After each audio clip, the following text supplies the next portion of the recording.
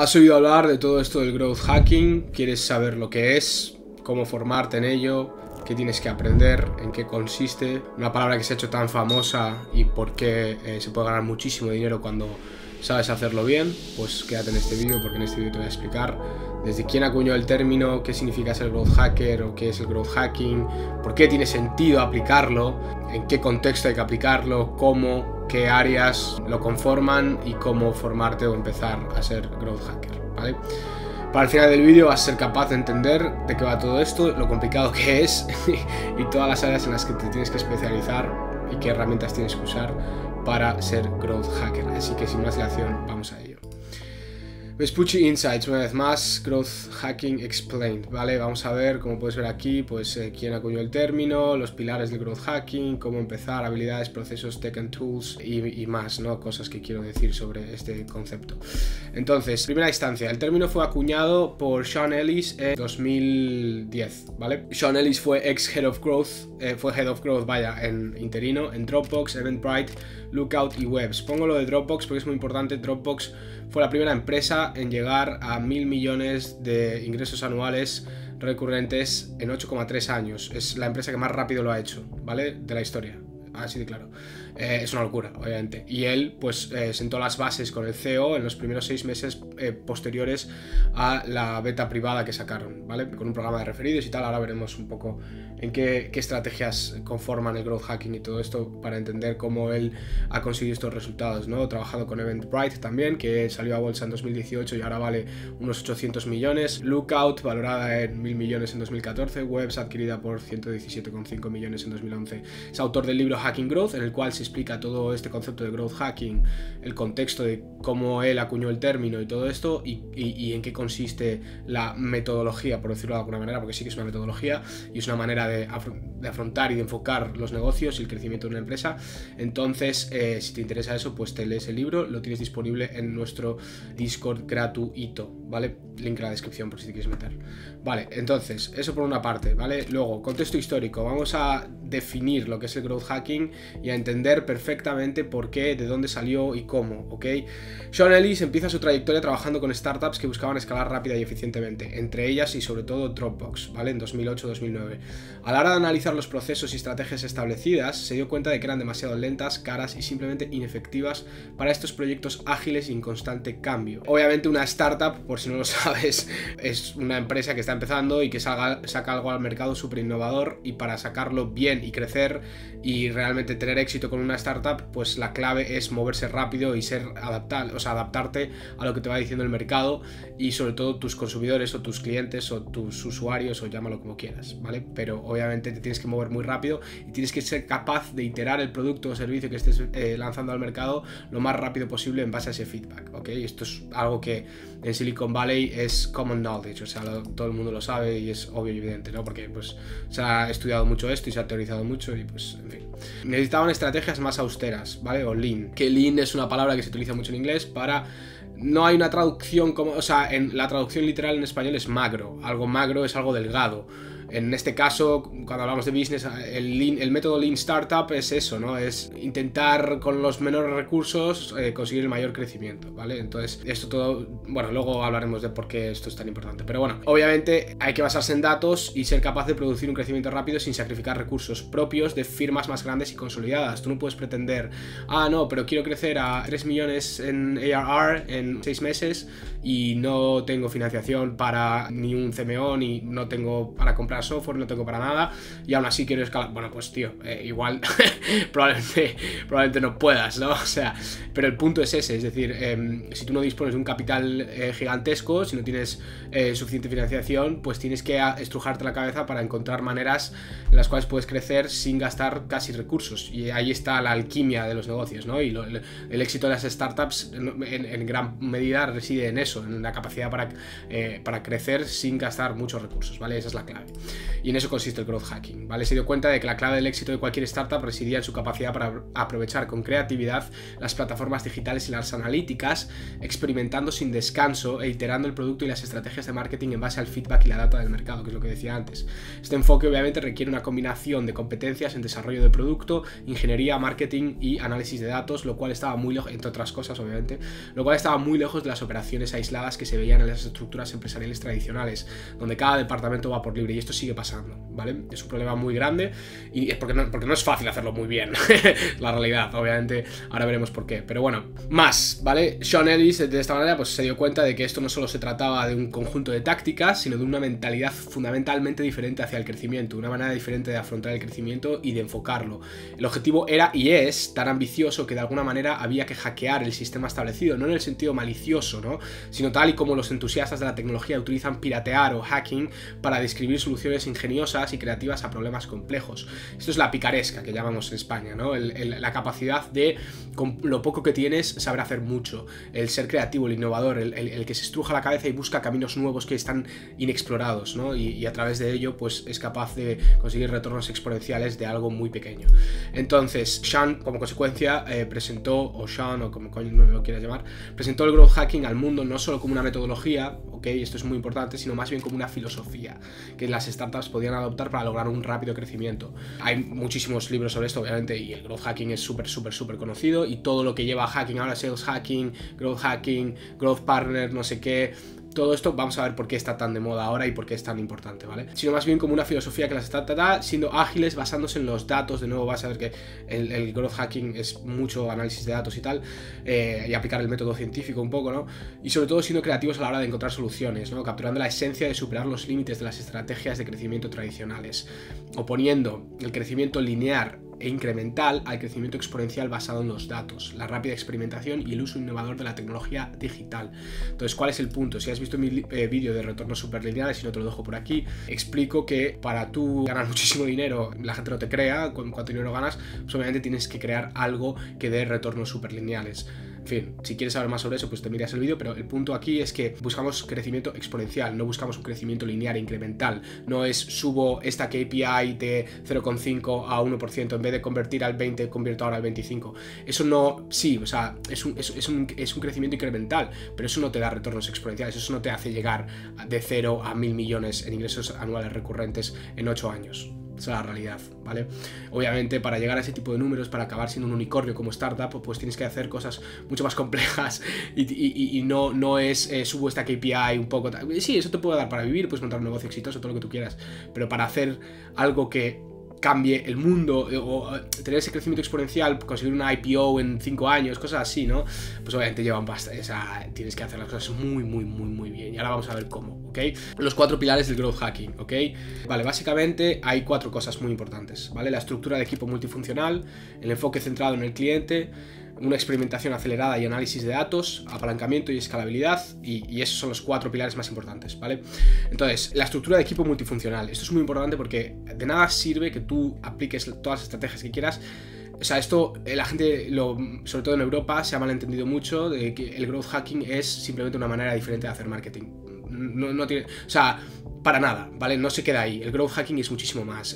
No es una cuestión de hacer marketing de una manera u otra, es una cuestión de enfocar el crecimiento de una manera u otra. Y por ende, no solo involucra al marketing, sino que involucra a todas las áreas de la empresa prácticamente, ¿ok? O por lo menos varias áreas clave que no solo son marketing. Entonces, por eso es muy importante que los equipos de esas diferentes áreas estén completamente alineados y trabajen para las mismas métricas, ¿vale? Eso tiene mucho que ver con la estrategia de go-to-market, sobre todo en early stage. Pero bueno, el punto es que hay varias cosas, ¿no? Desarrollo del producto, desarrollo de software, análisis de datos, diseño UX UI, marketing y ventas. Todo esto se tiene que alinear perfectamente, y estamos hablando sobre todo en startups de software, ¿vale? De software as a service, sobre todo, el software como servicio. En estas startups, pues obviamente todas estas áreas se tienen que alinear perfectamente y tienen que estar trabajando hacia las mismas métricas. Es decir, tú no puedes tener a alguien pensando, pues por ejemplo, con marketing y ventas se ve muy claro porque hay una falta de alineación brutal, que es que hay mucha tensión entre los dos departamentos, y volvemos a lo que decía antes, o sea, es una cuestión de que no puedes operar una empresa con departamentos aislados que van por libre, cada uno, no, tú eres de diseño, de UX, de experiencia del usuario o de interfaz del usuario, entonces tú tienes que centrarte solo en el diseño, tú eres marketing, hazlo de marketing, tú eres... No, a ver, si queremos crecer a nivel exponencial y hacer cosas grandes con la empresa, ¿no? Y realmente llegar a una facturación literalmente abismal en pocos años, pues obviamente tenemos que trabajar todos en conjunto y estar completamente alineados sobre lo que estamos haciendo y por qué. Y eso implica pues desarrollo del producto, porque claro, si yo soy marketing y estoy viendo que los leads no están cualificados, pero porque a lo mejor no estamos... ¿Y por qué no están cualificados? Vale, porque nuestros materiales de marketing están atrayendo a un segmento del mercado que no es el adecuado para nosotros. ¿Por qué estamos atrayendo a un segmento del mercado que no es adecuado para nosotros? Bueno, porque a lo mejor no estamos transmitiendo el valor de nuestro producto de la mejor manera. Vale, pues vamos a hablar con los de desarrollo del producto, cómo podemos mejorar el producto para atraer más a este segmento del mercado que es el que nos viene bien a nosotros, porque es el que nos va a pagar X, Y, Z en X tiempo, que es lo que necesitamos para llegar a tal objetivo del trimestre de no sé qué año. Vale, cosas así. O sea, esto obviamente requiere mucha integración. ¿Y cómo consigues esto, no? ¿Cómo eres capaz, y esto lo habla Sean Ellis en varios podcasts, cómo eres capaz de alinear todos esos equipos? Bueno, con workshops, con talleres en persona, en los cuales pones a todos los equipos en conjunto y les haces las preguntas adecuadas. Oye, ¿por qué estás aquí? ¿Qué es lo que estás tratando de conseguir? En tu departamento, ¿cuáles son los objetivos? ¿En qué estáis medidos? ¿Hacia qué estás trabajando? ¿Cuál es tu objetivo para el próximo mes, para el próximo trimestre? ¿Qué estás intentando conseguir este año? ¿Cuáles son las iniciativas? Y cuando ves que hay un montón de falta de alineación, que falta la confluencia, que no hay comunicación rápida, directa y continua, sobre todo entre departamentos, pues obviamente hay grandes problemas que solucionar ahí, y por el medio hay un montón de cosas que tienen que ver con los recursos humanos, ¿no? El tema de las emociones, pues obviamente es gente, ¿no? La gente tiene emociones, tiene vidas, tiene egos y tiene inseguridades y un montón de cosas más que hay que saber gestionar y dejar a un lado y operar no como robots, pero por y para el crecimiento de la empresa. Y si eso no pasa, pues obviamente es imposible crecer tanto. Bueno, Peter Thiel habla de que las startups son el futuro, o sea, son el agente más poderoso para el crecimiento económico de un país, porque son lo suficientemente grandes como para hacer grandes cosas, porque tienen recursos de capital de riesgo y demás, y son lo suficientemente pequeñas como para hacer cosas nuevas. Entonces, bueno, eso hay que tenerlo en cuenta. Luego, el enfoque centrado en el cliente, ¿vale? La investigación del cliente, la segmentación de mercados, la personalización, los ciclos de feedback, el posicionamiento y la proposición de valor única. Todo esto es muy importante. De nada sirve, vale, tú tienes, imaginamos que tenemos una estructura de equipo multifuncional en la cual pues todos los equipos y todos los departamentos están alineados y funcionan entre sí y se comunican y todo esto lo que estábamos comentando antes, vale, pero de nada sirve si no lo estamos enfocando con el cliente en el medio. Si estamos pensando solo en nuestro producto y no pensamos en lo que nos dice el cliente más que en nada, pues obviamente no vamos a tomar las decisiones adecuadas. Entonces tienes que saber hacer investigación de clientes, segmentación de mercados para entender qué segmentos nos conviene atacar en qué momento, personalización para poder resonar lo suficiente a la profundidad que hay que resonar con ese segmento del mercado para que ese segmento del mercado lo podamos ganar y sea nuestro literalmente y que no compren a otra empresa. Ciclos de feedback, pues obviamente implementar procesos para conseguir ese feedback del mercado, conseguir esa opinión, ese comentario, esa información sobre qué es lo que piensa este segmento del mercado sobre nuestro producto, encuestas, entrevistas, etcétera, todo esto, y saber coger esa data, luego analizarla, interpretarla, que ahora es lo que vamos aquí, experimentación acelerada y análisis de datos. Luego posicionamiento y UPB o la proposición de valor única es muy importante también, porque todo lo que sacas del customer feedback, de las entrevistas, de las encuestas, de toda esa información, toda esa data, obviamente hay que analizarla, como voy a explicar ahora, pero lo importante es que eso luego se vea reflejado en cómo posicionas el producto, cómo sales al mercado, en toda la estrategia go-to-market, en los materiales de venta, de marketing, perdón, y los procesos de ventas, y todo eso tiene que estar reflejado, ¿no? Luego, experimentación acelerada y análisis de datos. Una de las partes más importantes del growth hacking es saber implementar el método científico en el mundo de la empresa, ¿no? Pues tienes una hipótesis, análisis de datos, muestras, pruebas, etcétera, y luego pues unas conclusiones, ¿no? Insights o data accionable, es decir, vale, pues habiendo hecho este estudio sabemos que ahora tenemos que cambiar esto y esto. Entonces tienes que saber desarrollar hipótesis, diseño de experimentos, el diseño conceptual, digamos, de ese proceso que vas a llevar a cabo. Pues vale, ¿qué estamos tratando de conseguir aquí? ¿Cómo lo hacemos? ¿Qué métricas vamos a mirar? ¿Qué data vamos a usar para tomar las decisiones correctas? ¿Qué conclusiones vamos a sacar? Una vez sacamos esas conclusiones, ¿qué pasos hay que tomar para aplicar esas conclusiones? Etcétera, etcétera, ¿no? Análisis, interpretación, iteración, obviamente, pues coger esa data y luego saber interpretarla, iterar el producto, la estrategia, el marketing, las ventas, todo en base a ese feedback. O en base a esa data, pruebas A/B, saber testear y demás, y analíticas de comportamiento del usuario, ¿no? Mapas de calor, métricas de profundidad de scroll y cosas así. En fin. Luego, apalancamiento y escalabilidad. Pues estructuras que te permitan escalar realmente y tener apalancamiento a la hora de aplicar diferentes estrategias. El marketing viral es una de ellas, los programas de referidos, las estrategias de retención, básicamente saber entender que no sirve de nada conseguir 1 millón de usuarios más y luego ese 1 millón de usuarios dentro de 6 meses ya no están. Entonces hay que, eso tiene mucho que ver. Por eso digo antes, al principio es muy importante la estructura de equipo multifuncional. O sea, tú tienes que entender que si análisis de datos, diseño de UX, UI, desarrollo de producto, marketing y ventas, todo esto no está confluyendo, no están trabajando juntos, pues cómo van a aplicar los cambios que son necesarios para llevar a cabo una estrategia de retención exitosa. Pues a lo mejor si el de marketing te dice, no, pero mira, tenemos que, o el de ventas tal, para aumentar los upsells y que la gente pase al plan Pro después de 3 meses usando nuestro producto, necesitamos que le metáis una secuencia de email en el mes 2 para que ya lo vayamos calentando, no sé qué tal. Y luego marketing no lo aplica y los de UI UX no tienen esto en cuenta, los de diseño no tienen esto en cuenta y entonces no diseñan los emails acorde a lo que se está buscando. Bueno, en fin, es que pueden pasar un montón de cosas y esto pues obviamente hay que tenerlo muy en cuenta, ¿no? Estrategias de retención, porque de nada sirve adquirir clientes si no se quedan, y eso pues obviamente determina mucho el crecimiento empresarial y el valor empresarial. Las métricas de crecimiento, el modelado financiero, los análisis de propensión, la automatización, bueno, todo este tipo de cosas que miden un poco, intentan predecir o dar una visión más clara de la situación financiera de la empresa ahora mismo, qué métricas hay que mirar, pues cómo crear valor empresarial y todo esto. Lo veremos un poco más en detalle más tarde, pero bueno, yo tampoco soy el mayor experto en este tipo de cosas. A mí los números siempre se me han dado mal y es algo que sinceramente tampoco es que sepa mucho de cómo hacer ese tipo de cosas, ¿vale? Pero bueno, a día de hoy hay un montón de software también que lo hace de puta madre y a eso es lo que vamos ahora. Entonces, ¿cómo empezar en todo esto, no? Pues bueno, lo primero son las habilidades, ¿vale? Entonces, cuando hablamos de habilidades, tenemos que entender que hay 4 cosas que son bastante importantes, ¿vale? Lo primero es análisis, ¿vale? Obviamente tienes que ser capaz de interpretar datos, identificar tendencias y tomar decisiones en base a ellas, ¿ok? Como digo antes, de nada sirve, todo esto no lo puedes hacer de manera cualitativa solo y, no, es que entrevisté a este cliente y ya me acuerdo de que... no te vas a acordar de nada, o sea, esto todo hay que contabilizarlo, tenerlo documentado y ordenado en bases de datos y softwares que te permiten hacer gráficos, que te permiten compartir esa data para que otros trabajen en ella, que te permiten analizarla e interpretarla de la mejor manera posible, ¿no? Y lo más rápido posible. Entonces hay que saber hacer eso, hay que ser creativo, obviamente tienes que encontrar soluciones no convencionales y nuevos canales de crecimiento, tienes que pensar fuera de la caja. Si solo te limitas a lo que ya se ha hecho, lo que ya se sabe que funciona, etcétera, etcétera, nunca vas a encontrar un nuevo camino en el cual puedas dar con retornos superlineales, porque recordemos, una de las maneras más efectivas de conseguir retornos superlineales es caminar lo inexplorado, ir hacia aquella rama de algo, ¿no? que se encuentra pues trabajando mucho, indagando mucho y haciéndote todas las preguntas adecuadas una y otra vez, yendo hasta el fondo de las cosas. Luego puedes encontrar disciplinas que están sin explorar, cosas que no se han hecho nunca, intersección o algo adyacente a otro nicho, tal, todo eso tienes que estar dispuesto a encontrarlo, tienes que ser creativo y tienes que tener la mente suficientemente abierta como para ser capaz de encontrarlo, porque si no, difícilmente vas a hacer un buen trabajo como growth hacker, digamos, ¿no?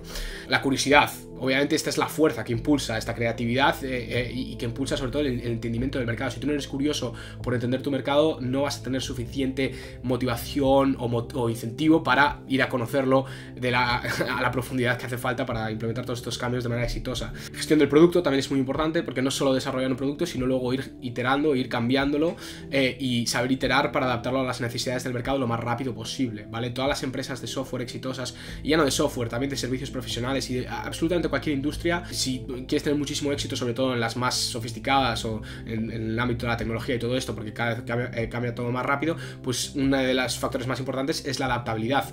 Cómo de rápido eres capaz de entregar un producto mejor al mercado en base a lo que te dices. De nuevo, son las mismas ideas constantemente, ¿vale? Pero bueno, procesos, ¿vale? Procesos importantes que hay que tener en cuenta, que esto está mencionado en el libro, ¿vale? El método AARRR, bueno, AARRR, me da igual, o sea, en fin, un método, ¿no? Que es la adquisición, activación, retención, referido y revenue.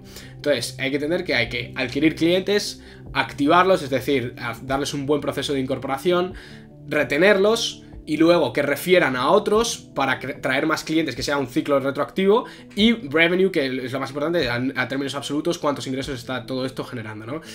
En definitiva, el punto de aplicar este método, digamos, es tener un enfoque holístico del embudo. No es un ciclo, más bien, no deberíamos llamarlo embudo, pero bueno, todo es terminología. El punto es que tú no puedes afrontar o enfocar el marketing y las ventas, el desarrollo del producto, todas las áreas de una empresa de una manera compartimental o de compartimentos, digamos, o aislada, ¿no? O sea, tú tienes que saber ver todo de manera holística, tener una visión que te permita ejecutar parte por parte de manera específica, pero que todo eso esté alineado para dar un resultado final cuantificable gigantesco, ¿no? O sea, esto lo he hablado en varios vídeos de Growth Partner. Si tú quieres ser Growth Partner, pues obviamente tienes que empezar aplicando cosas muy específicas y siendo muy bueno en varias áreas, y luego juntando todo esto, haciendo una combinación de unas pocas áreas o de varias, cuantas menos mejor, porque obviamente cuanto lo más simple, o sea, lo complejo no escala, y cuanto más simple sea mejor, porque entonces es más fácil de escalar. Pero bueno, el punto es que esa ejecución específica te lleva luego a ser capaz de hacer una ejecución holística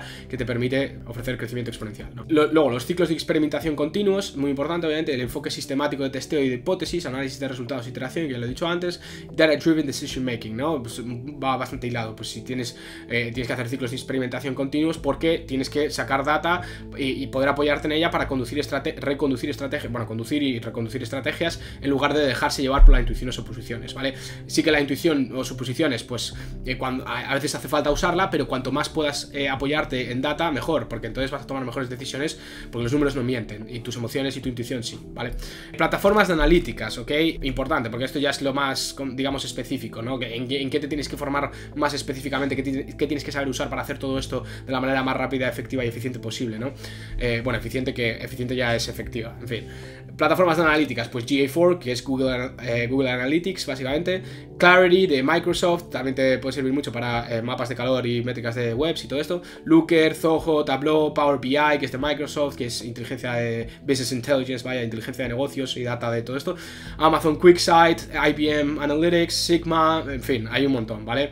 CRMs, Salesforce, HubSpot, ClickUp, ActiveCampaign, Close, Monday, Zoho, en fin, el que sea, ¿no? Salesforce y HubSpot obviamente son los líderes. Automatización, pues para email, Klaviyo, para automatizaciones de marketing, HubSpot, Zapier, Supermetrics, Monday.com también tiene varias automatizaciones, Make, en fin, Monday.com y Monday no es lo mismo, ¿eh? Luego código, pues si puedes aprender código muchísimo mejor, porque obviamente te va a ayudar a acelerar todo este proceso, y puedes hacer código personalizado para webs, bueno, en fin, un montón de cosas, ¿no? Se pueden hacer, y los lenguajes más conocidos, pues el CSS para el diseño, JavaScript para todas las funcionalidades, SQL para bases de datos, Python para toda la inteligencia artificial o algo que tenga que procesar más cognitivo, digamos. React y Node son frameworks de Java, que es básicamente una simplificación de JavaScript, que te permiten hacer desarrollo de software y todo esto, ¿vale? Luego, conclusiones un poco, ¿vale? Dropbox y Airbnb, y cómo ellos aplicaron estrategias de crecimiento muy top, ¿vale? Que les permitió, pues obviamente, crecer de manera exponencial, ¿vale? Entonces, ok, Dropbox, el servicio de almacenamiento en la nube, por si no lo conoces, es el ejemplo por excelencia del growth hacking, porque por eso obviamente Sean Ellis, que es el que fundó el que acuñó el término, perdón, pues estaba trabajando en Dropbox, por eso es el ejemplo por excelencia, ¿no? En sus inicios, Dropbox se enfrentó a un reto crítico, ¿vale? Que era captar usuarios en un mercado competitivo sin los abultados presupuestos de marketing de sus rivales. Tú piensas que Dropbox tenía que competir con Google, y Google Drive ya existía en ese momento. Entonces, claro, ¿cómo compites con Google Drive si Google tiene un presupuesto de marketing que está por las nubes en comparación con el tuyo? Tú eres una startup, ¿no? Pues, bastante complicado, y además tampoco eres tan diferente, etcétera. Bueno, pues es un mercado muy competitivo, ¿no? Entonces, la solución que hicieron, pues un programa de referidos, y esto los que hayan usado Dropbox en 2010 o así, pues lo saben, y creo que, no sé si sigue activo ese programa, pero bueno, el punto es que tiene un programa de referidos que ofrecía espacio de almacenamiento adicional gratuito, tanto para el que refería como para el referido, ¿ok? Por si no sabes lo que es un programa de referidos, básicamente esto significa que si yo tenía Dropbox y quería, invitaba a alguien a que usase Dropbox con mi link, pues se registraba y esa persona le daban almacenamiento gratuito, tanto a esa persona como a mí. Entonces eso obviamente lo que hizo fue aumentar los signups, o la gente que se suscribía a Dropbox, o sea, el 35%, perdón, de todas las altas diarias, o de la gente que se registraba en Dropbox diariamente, pues venía de ese programa de referidos, y aumentó los signups de manera permanente en un 60%, ¿vale? Este truco de crecimiento no solo catapultó a Dropbox a millones de usuarios, sino que también le ayudó a mantener un presupuesto de marketing reducido, porque claro, a ti no te cuesta nada que alguien refiera a otro, y a ellos el coste marginal de darle ese incremento en almacenamiento gratuito, que es volvemos a lo mismo, es un crecimiento incremental de almacenamiento en comparación con el crecimiento exponencial de usuarios. Imaginamos una curva, ¿no? Pues si el coste marginal de dar más almacenamiento gratuito a los referidos va así esta curva, pues la curva de crecimiento de usuarios por tener ese programa de referidos igual iba así, ¿no? Entonces la diferencia es gigantesca y no solo es crecimiento exponencial, sino que es crecimiento exponencial austero, es decir, sin tener que gastar muchísimos recursos en marketing y ventas, lo cual es la puta hostia y es lo que te hace ser un unicornio en poco tiempo, ¿vale? Lo mismo con Airbnb, bueno, aquí es un ejemplo también de la prueba, el poder de la prueba social. Airbnb, digamos que se apalancó en Craigslist, ¿vale? Es una historia legendaria del crowd hacking, es la integración de Airbnb con Craigslist, ¿vale? En su búsqueda de crecimiento, Airbnb permitió ingeniosamente a sus usuarios publicar sus anuncios en Craigslist con un solo clic, a pesar de que no existía una asociación formal entre ambas plataformas. Esto es, Craigslist, ¿vale? Es una aplicación, es como Wallapop, ¿vale? Pongamos, bueno, muchísimo más grande y hay más cosas, ¿no? Pero el punto es que es como un mercado secundario, digamos, de cosas de segunda mano y tal. Entonces, ¿qué hizo Airbnb? Conectar su aplicación, la de Airbnb, con Craigslist, con una API. Y el punto es que tú subías tu anuncio de alquilo mi apartamento por no sé cuánto, y como Airbnb no tenía tantos usuarios, para conseguir que la gente pudiera alquilar más rápido sus viviendas y todo esto, para fomentar que hubiera más usuarios en la aplicación de Airbnb, pues conectaron Airbnb con Craigslist, aunque no estuviesen asociados formalmente, para que tú pudieras poner tu anuncio de Airbnb en Craigslist con un solo clic. Y esto obviamente pues aumenta muchísimo el tráfico, ¿vale? Esta estrategia obviamente aprovechó la enorme base de usuarios de Craigslist, porque Craigslist ya tenía un montón de usuarios, para traer ese tráfico a Airbnb, aumentando obviamente los anuncios y su base de usuarios, ¿vale? Los anuncios no de anuncios de publicidad, sino de que más gente empezó a publicar su apartamento en Airbnb para alquilarlo desde ahí, porque había esa conexión con Craigslist y entonces todos los usuarios de Craigslist ya empezaron a ser conscientes de que existía Airbnb porque veían anuncios que, vale, se entiende, ¿no? Entonces, esta maniobra, aquí es un poco controversial o controvertida, o como quieras llamarlo, subraya obviamente la esencia del growth hacking. Aprovechar las plataformas existentes o la tecnología existente o lo que hay disponible, los recursos disponibles de forma creativa para impulsar el crecimiento, ¿vale? Más cosas. ¿Por qué es importante entender los ciclos económicos y la evolución del growth hacking? ¿Vale? Vale, los ciclos económicos y la evolución del growth hacking. Las dos últimas décadas, esto es muy importante porque quiero explicar por qué está tan de moda todo esto, ¿no? Y por qué el growth hacking salió a la luz y por qué ahora está todavía más de moda. Las dos últimas décadas han sido testigo de ciclos económicos bastante tumultuosos, ¿vale? Desde el estallido de la burbuja de las .com a principios de la década del 2000 hasta la crisis financiera de 2008 y más recientemente las consecuencias económicas de la pandemia del COVID-19. Cada uno de estos periodos ha puesto a prueba la resistencia y adaptabilidad de las startups, obviamente, porque tras la crisis financiera de 2008, por ejemplo, las startups se enfrentaron a la disminución del capital de riesgo, lo que provocó un cambio de estrategias de crecimiento más rentables. O sea, es obligado, el growth hacking nace de la necesidad de crecer con pocos recursos, y por eso ahora está tan de moda lo del growth partner y todo esto, y las agencias están muriendo y no sé qué, y todo, bla, bla, bla, bla. ¿Por qué? Porque cada vez hay menos capital de riesgo. Bueno, hay menos volumen de que lo ha habido en otras épocas. Sí que es verdad que después de 2010 a 2020, sobre todo por lo menos en Estados Unidos, ha habido una recuperación económica brutal y había, de hecho, previo al COVID se estaba gastando muchísimo dinero en capital de riesgo y los presupuestos de marketing se estaban malgastando bastante, y ahora después del COVID vuelve otra vez la fase de eficiencia de... Vale, chicos, tenemos que hacer growth hacking, tenemos que realmente ponernos las pilas con esto, porque si no, no vamos a crecer. Y ahí cada vez, obviamente, la competitividad solo aumenta a lo largo del tiempo. Y si no hay recursos, pues hay que hacer algo para esto, pues sacarlo para adelante, ¿no? O sea, no hay tutía. Entonces, lo que digo, fue en esta época cuando el growth hacking floreció de verdad, ya que las startups trataban de hacer más con menos, que es lo mismo que está pasando ahora por lo del COVID. Las actuales condiciones económicas marcadas por la incertidumbre debido a la pandemia han acentuado aún más la importancia del growth hacking. Las startups operan ahora en un mundo en el que prima lo digital, con una mayor presencia en línea y un mayor compromiso, vale, a medida que las estrategias de marketing, bueno, en fin, obviamente, porque el hacer más volumen sale muy caro y tú no vas a contratar un equipo de ventas de 30 personas, no tienes dinero para hacerlo. Entonces tienes que buscar maneras de cómo genero más ventas con el equipo que tengo, con los recursos que tengo ahora mismo. Y no hay tu tía, no hay otra manera de hacerlo, punto. Cuantificar el éxito, las métricas detrás del growth hacking, ¿vale? Esto es muy importante. El éxito del growth hacking puede cuantificarse a través de varias métricas. Desde las tasas de adquisición, cómo de rápido consigues más clientes, usuarios, y las tasas de conversión hasta el valor del ciclo de vida del cliente, el LTV o el CLTV, que siempre lo mencionamos. La tasa de abandono también.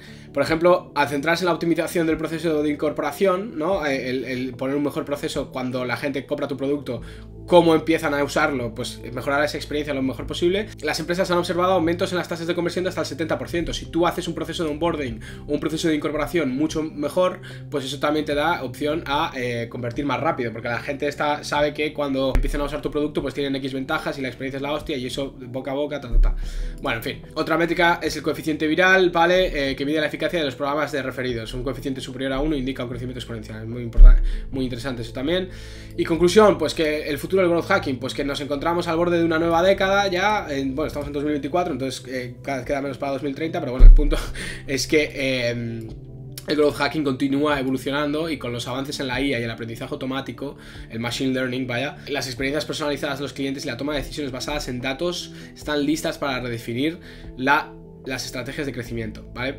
Entonces eso, hasta aquí el vídeo. Básicamente, importante que entiendas que el growth hacking es algo que nace de esa necesidad y que no es solo hacer marketing, sino que es una manera de afrontar el crecimiento. Es una mentalidad, es una filosofía, es una corriente de las startups, vamos a llamarlo de esa manera, ¿vale?